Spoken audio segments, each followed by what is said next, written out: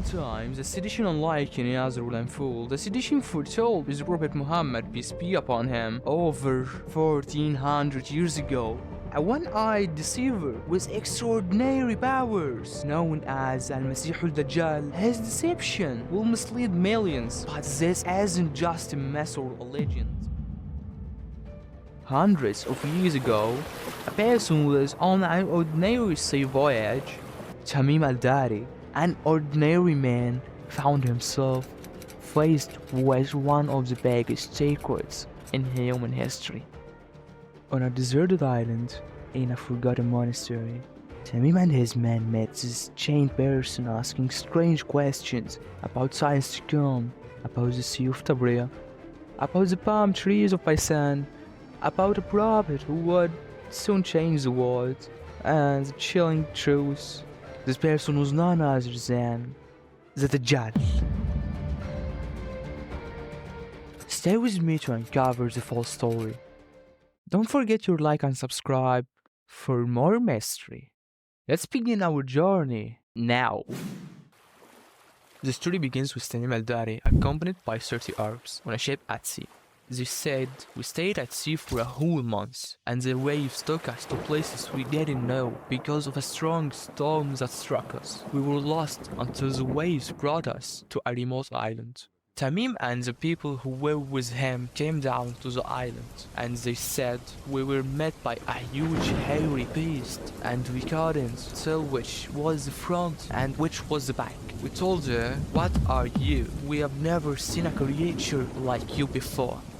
Then beast spoke and said, 'Ana Jassasa.' And we said, 'What is the meaning of Jassasa?' Then the beast said, 'People, go to the man who was waiting for you at the monastery.'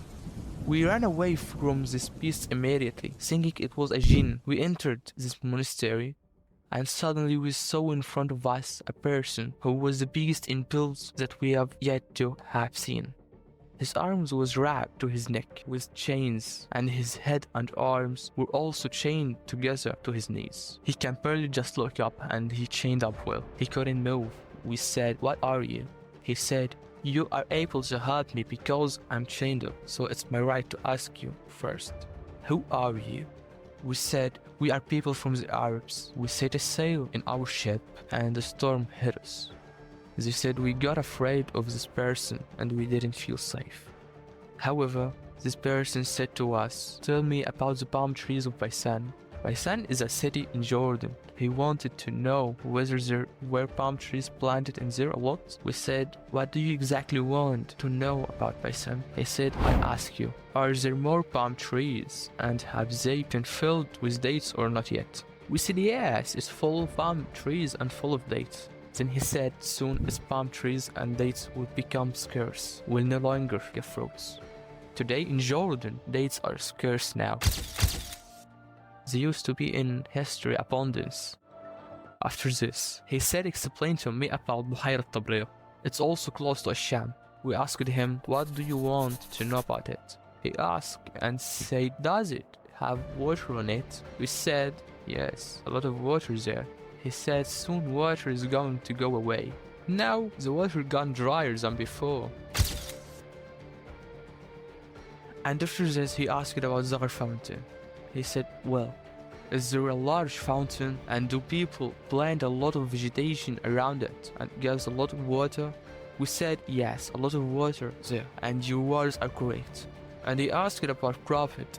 'Tell me about prophet who was illiterate, can't read or write. What has he done?' We said, 'He has come out in Mecca and now he lives in Yathrib.'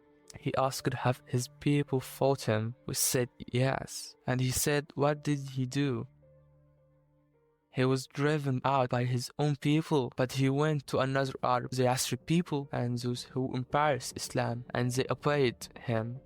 This man said to us, 'Really? Has that really happened?' We said, 'Yes.' He said, 'Behold, it's better for those people to obey him. He is actually supporting Muhammad, peace be upon him. So now I'm going to tell you about myself. I'm cursed. This is not Isa cursed, peace be upon him, rather the Antichrist. Very soon, based on the signs he showed me, I'm going to be given permission to leave. And I'm going to come out. I will walk throughout the land. There wouldn't be a village or a city or a place on earth except that I would have reached it. All in 40 days. The whole world in 40 days. All except 2 places. Mecca and Taiba. They are both forbidden for me to enter. Do you know why? Because there is an angel for each one who carries a sword and prevents me from entering. Now, when we say enters, it means he conquers, takes over.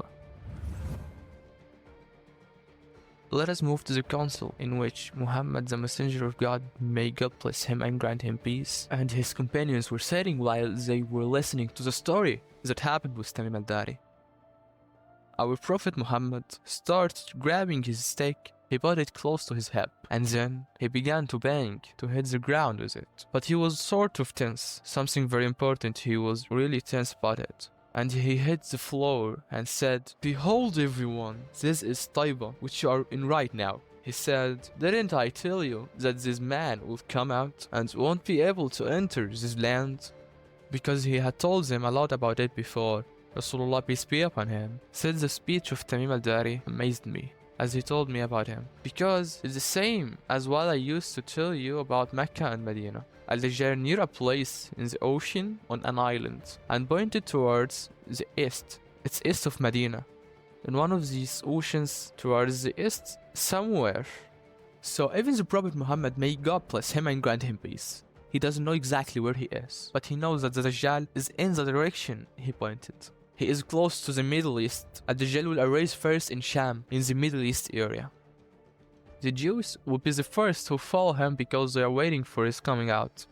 As for the Christians, they believe in the coming of Isa, peace be upon him, because they mix it up their scriptures. They will think that this is a man, and this because he will say, "I'm Isa." They will ask him for the miracles, and he will do these miracles. Some of them won't be convinced. Afterwards, he will say, "I'm God." And then they will say, "What proof do you have?" He said, "Only God can raise the dead." He said, "What if I raised your parents from the dead?" They say, "Yes, we will believe you are God." So he will be able to get the jinn to work for him, and he will raise them to become to like their parents, and they will speak to them. And the non-Muslim people and the weak Muslim people will follow him.